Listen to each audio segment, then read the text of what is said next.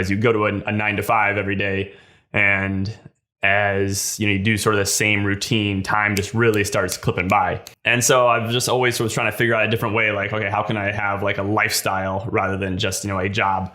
And I thought doing, some sort of travel video or travel photography would be potentially like a way into that world.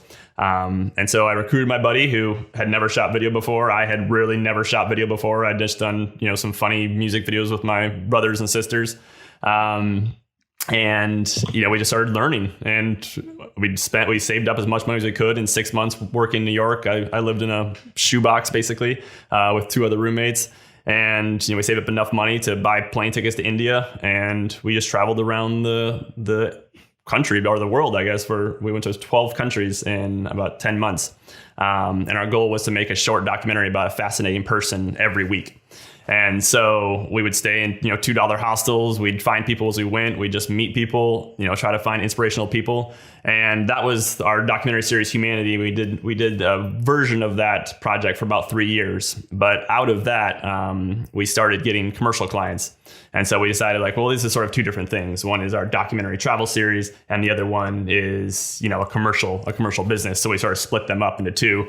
Humanity was the more artistic, documentary side, and then Xeno was our sort of commercial and branded side. And I think just based on the type of work that we did do, Xeno started becoming very much around, tourism and travel. And so we started working with a lot of brands that are in that space. And initially, where did you learn the basics to start doing this? You mentioned you didn't go to school for it. So how did you learn? I mean, a lot of trial and error. I mean, it was always really helpful to have a second person who was sort of at the exact same level I was and learning. So I bought my first DSLR, a Canon 60D, and I knew 2 other people who did video, and actually one of them was Elaine, who was at a grad school in Boston. Elaine is now my wife, for those who don't know. But so I started messaging her and just like, hey, how do you, what's aperture? What's the shutter speed? How should I set this up? And so we met up a couple times and just went over our different, camera gear settings, and she helped me get started. But other than that, it was just all online tutorials. So the commercial clients, how did they notice your work? Where was it at? Yeah, the first thing we did that sort of set us off on that path was for our documentary series. We were headed to Bangkok, Thailand, and we wanted to feature a chef. We thought, okay, Thai food, everyone loves Thai food, so let's try to find a chef. And so we contacted a hotel down there, the JW Marriott in Bangkok, and just asked if we could feature their chef. And they're like, sure. I mean, no cost at them. Obviously, we're just doing it for our own thing. And so we made a 3-minute short film about the chef who cooks at a few different restaurants at the JW Marriott, and they just loved it. And so they brought us back to do a whole video for the hotel, which, at the time we were staying in like $4 or $5 hostels, just sweating every night, just hot as junk. And so we were like, okay, we'll do a video for you. We charged them $500. The whole video took about 10 days for 2 people. But we were like, but we get to stay at the JW Marriott for the whole time. And right. We're like, yeah, sure, we have empty rooms. And so we went to sort of this more high luxury hotel, which was a good break after 5 or 6 months of staying in hostels. But yeah, we did a hotel video for them, and they really liked it. And then it started going around, the different Marriott properties and people in Asia. And so we did like a food and beverage conference. We started doing a lot of stuff around food initially. And so, we kind of had to get jobs in order to buy our plane tickets home.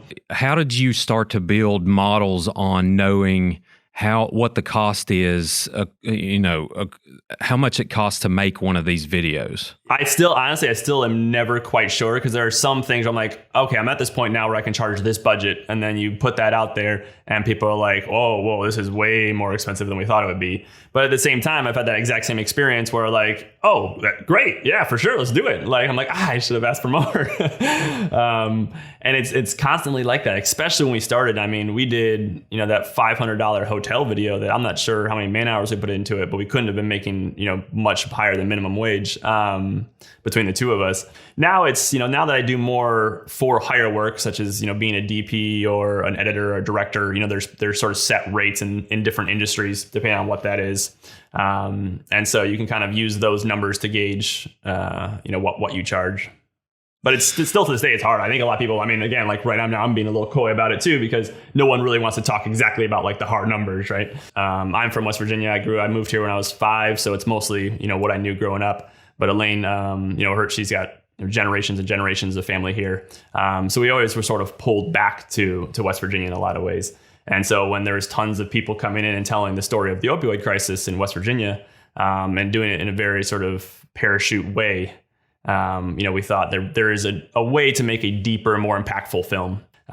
We did Recovery Boys and Heroin for, I think, 12 to 14 months without any funding. So it was just us showing up sort of day after day, and filming. We'd go one or two times a week to the rehab to film as the guys were sort of progressing through the program. And then we got a grant from the Center for Investigative Reporting to finish Heroin. We had filmed maybe 10 or 12 days. And that was nice because then we could just, schedule basically one 15-day shoot where we went down and shot a bunch of stuff in a row, which was nice. But it had already been like a year since we filmed the first stuff. So it was nice to see like the progress of, the characters, and then just a few different pickup shots.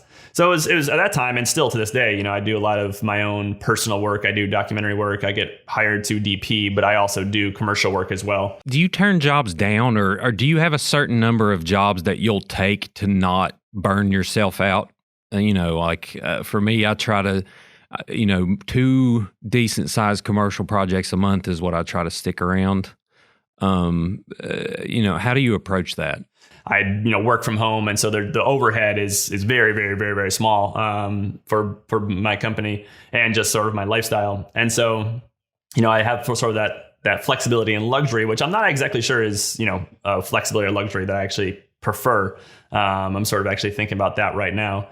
But I have that flexibility to turn things down or to do projects that I would like to do, or do my own projects and try to sell those rather than being hired on as crew. But luckily for me, I've had a pretty good sort of 4 or 5 jobs that pop up every year in my commercial worlds that sort of sustain kind of what I personally need, from a monetary standpoint. And then that frees me up to do more creative work, or, to work on Elaine's projects or to work on my own projects. What would you say to somebody wanting to make a documentary but thinks that it takes tens of thousands of dollars to do so? Yeah. I think the way I learned how to do this and sort of how my career has progressed has sort of shown that it really, really doesn't take that much anymore to make a film or to make a documentary. It's really about time. It's really about showing up. It's really about relationships. And, there's some of the best documentaries I've seen in the last 10 years are not necessarily nicely shot documentaries or beautiful documentaries, right? Or even beautiful films. It's really about sort of, how they were presented in the story that you're watching and the story that the filmmaker is trying to tell. Do you ever have that moment of like, well, maybe I should hit the red button and like put the camera down? Oh, yeah. Or... No, yeah. For sure. I mean, there's an aspect, and it just all depends on sort of the subject, right? Like in the boxing film, a lot of the stuff that you're filming that may be difficult or hard, are expected, right? Like, you just got your ass beat. Like, sorry, it sucks. You're bleeding. I'm going to keep filming it, and you lost, and you're upset. But like, we all knew this was a possibility, right? But it's hard for me, especially. I mean, I'm generally sort of an upbeat, optimistic person, and sort of steep in that difficultness, and seeing someone go through that is really, really difficult. And to some degree, the viewfinder almost acts as like a little bit of a barrier, right? So I'm not really there watching sort of that pain in real time, but rather I'm watching it on a tiny screen as if I'm watching like a little movie on my phone. And so I think to some degree, like when we shot the overdoses and Heroin, I think it was much harder for Elaine because she was doing audio. And so she was present in the scene, right? She is there. She is watching it. She's holding the microphone. She can look around the room at everyone else and sort of see all the things that are going on. Where me, I'm like, okay, is it recording? Am I in focus? There's so many other things in my mind rather than just sort of the tragedy that's happening on screen. That it's to some degree, it's a little easier, but there's still those moments where you're just like, I really wish I wasn't recording this. In the current time with the coronavirus, how are you and Elaine dealing with, the isolation kind of? I know like work-wise, and for me too, it hasn't really changed a lot, but it has changed socially, and it's really affected me mentally. I can obviously tell. In general, I'm trying to stay busy. You know, the first 3 or 4 weeks that we were quarantined, I was actually on a really job that I get every year that I really like. That's, 3 or 4 weeks long every March and early April. And I was just starting. I was on day 2, I think, and it got canceled. So had to come home. And then had another job in April that I was really looking forward to. That was going to be sort of one of my bigger jobs I've ever had. And I was very excited about that. That got canceled.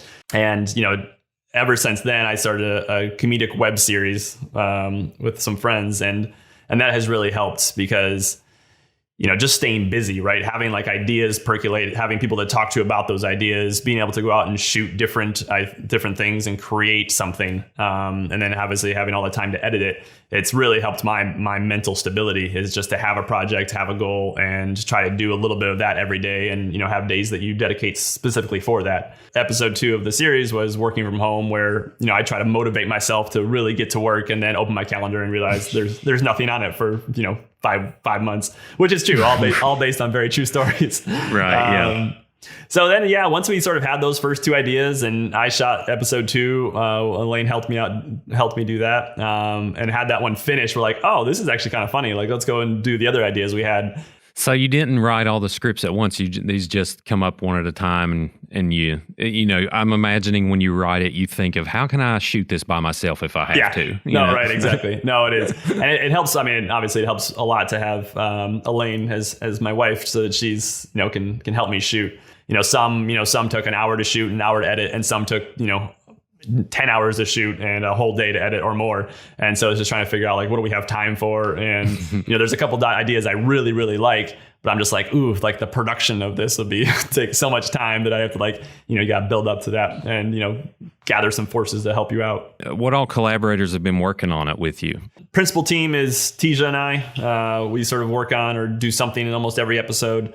Obviously Elaine helps out a lot, but then Kinship Goods. So Dan Davis from Kinship, he designed our logo. He does all the title cards. So he did the Quarantine Life and the different episode thumbnails and things like that. So it's just sort of like a fun group of Charleston, the who's who of Charleston sort of in these videos.